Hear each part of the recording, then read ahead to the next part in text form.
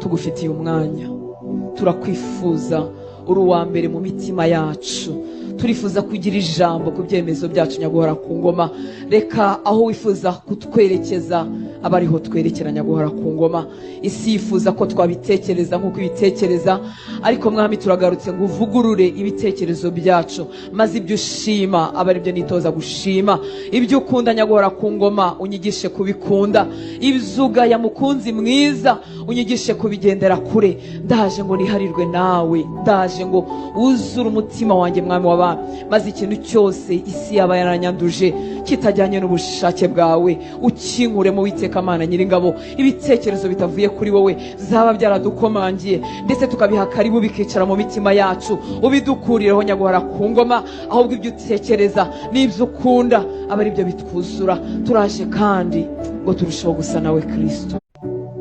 Tugufitiye umwanya, turakwifuza, uri uwa mbere mu mitima yacu. Turifuza kugira ijambo ku byemezo byacu nyaguhora ku ngoma. Reka aho wifuza kutwerekeza aba ariho twerekera nyaguhora ku ngoma.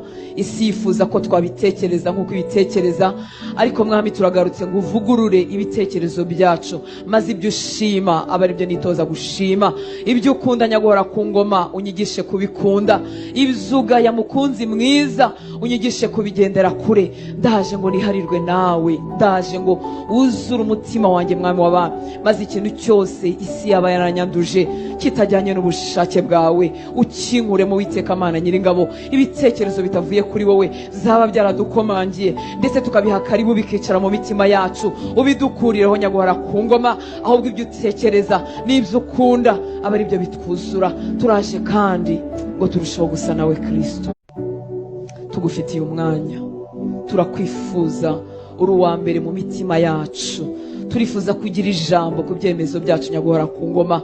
Reka aho wifuza kutwerekeza aba ariho twerekera nyaguhora ku ngoma. Isi yifuza ko twabitekereza nk'uko ibitekereza, ariko mwami turagarutse ngo uvugurure ibitekerezo byacu, maze ibyo ushima aba ari byo nitoza gushima. Ibyo ukunda nyaguhora ku ngoma unyigishe kubikunda.